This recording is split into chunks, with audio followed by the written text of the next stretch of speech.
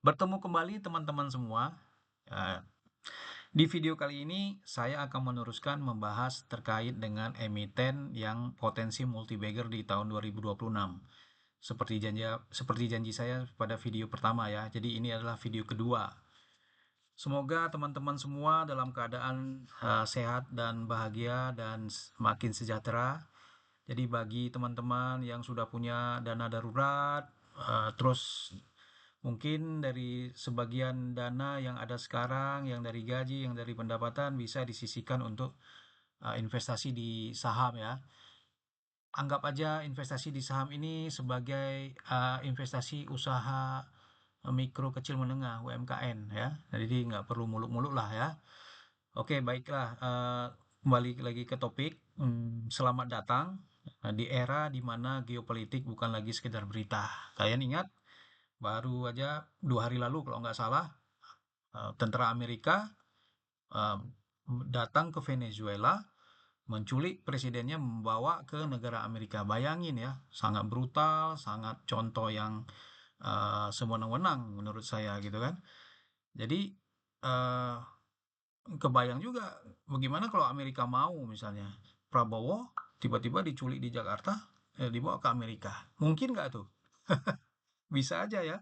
Nah, ini dipertanyakan oleh negara-negara di seluruh dunia, terutama negara-negara pesaingnya seperti Cina dan Rusia. Nah, Cina mungkin jadi berpikir, Amerika bisa, kenapa saya nggak bisa gitu? Kan dia punya kepentingan juga ya.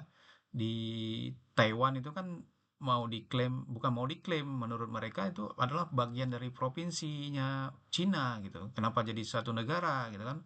Makanya banyak latihan militer di sana. Nah, dengan ketegangan politik seperti itu, ketegangan ketidakpastian global seperti itu, menyebabkan apa gitu? Dedolarisasi, maksudnya bagi orang-orang yang berduit ya, atau institusi yang ada uang gitu melepaskan dolarnya memburu mencari emas gitu. Kenapa gitu? Karena emas lebih aman dibanding dengan uang yang bisa di apa?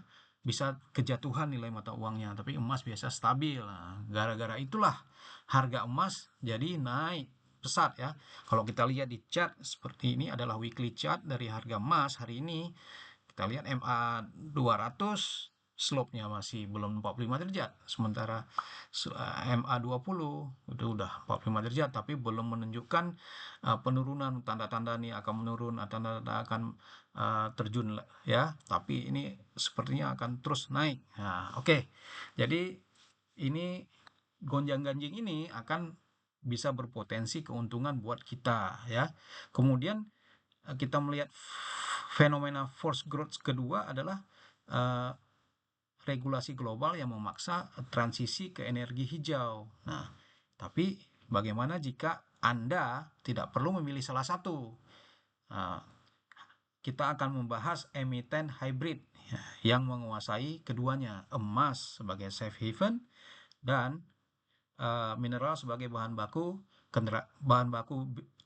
baterai kendaraan listrik. Nah, jadi eh, di kita untuk bahan baku ini kan banyak emitennya ya, seperti MDKA, UNTR, ANTM, BRMS, dan seterusnya seperti tabel ini.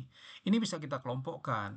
Jadi kayak kelompok pertama disebut dengan kelompok pure play nikel dan electric vehicle.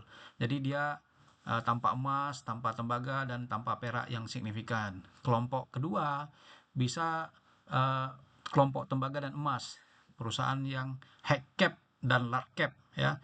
Saya udah sebutkan bahwa perusahaan high cap dan large cap di video pertama bahwa itu dia susah multi bagger kalau dalam 1 tahun. Bisa multi bagger tapi bisa 5 tahun mungkin ya. Kemudian kelompok ketiga, kelompok perusahaan batu bara yang mencoba bertransisi ke hijau ya. Jadi bisnis batu baranya mau ditinggalin ini, mau beralih ke eh, perusahaan energi hijau. Kemudian kelompok keempat adalah kelompok perusahaan pembuat otomotif kendaraan listrik ya, dia nggak punya tambang. Dan kelompok kelima benar-benar pure play emas, dia punya tambang emas, proses emas tapi nggak punya yang lain-lain. Nah, jadi Saya mencari yang hybrid, yang bersinggungan keduanya, seperti teori diagram Venn ini ya. Ini ada perusahaan emas perak tembaga, perusahaan nilai nikel tembaga plus hilirisasi. Jika digabungkan, kita cari perusahaan yang bersinggungan antara ada punya emas, punya perak, punya nikel, punya tembaga, dan punya hilirisasi gitu. Itu konsep hibridnya. Nah, saya sudah dari sekian banyak eh, emiten barang baku yang tadi saya sebutkan, saya dapat 5 yang saya kumpulkan, saya buat dalam suatu eh, metrik untuk kita cari mana yang terbaik, mana yang multi bagger. Jadi perusahaannya itu ada 5 sesuai abjad adalah ANTM, BRMS, MBMA, MDKA, dan NCKL. Jadi chart atau grafiknya adalah seperti ini ya. Ada indikator revenue, saya melihat dari profit growth ya.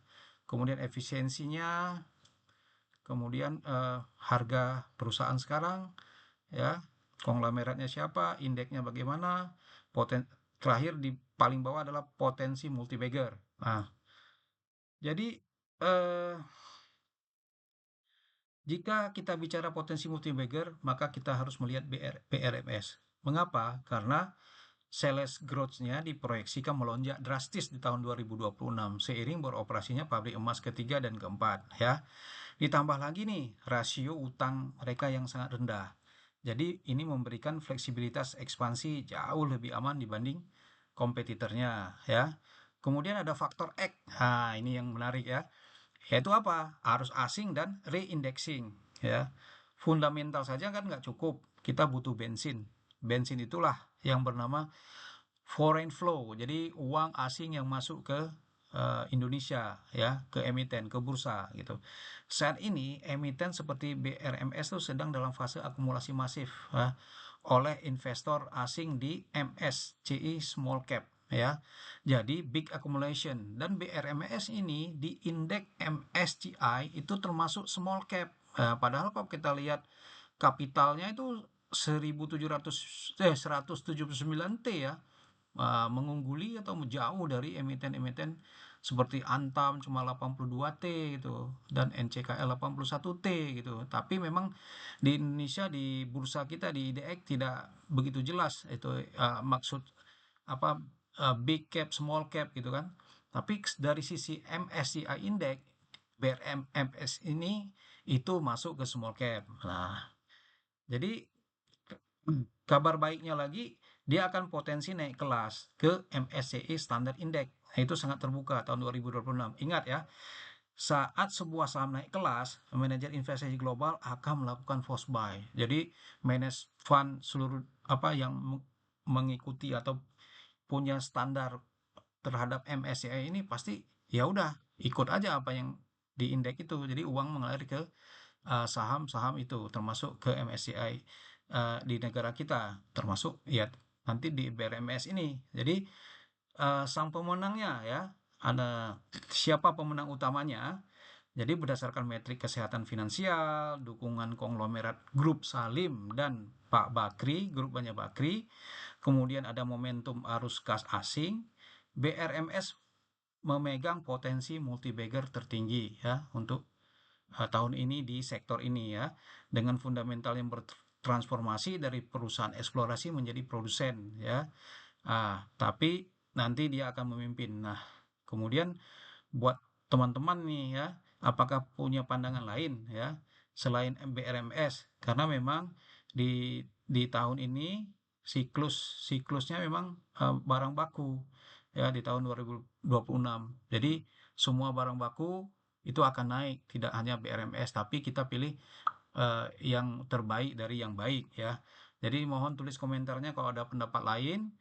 Nah, terima kasih atas perhatiannya. Nah, satu lagi adalah video selanjutnya terkait dengan multi bagger dari sektor yang lain, dari sektor emiten akal imitasi atau artificial intelligence yang kategori broadband dan data center. Demikian atas perhatiannya. Terima kasih, sampai bertemu kembali.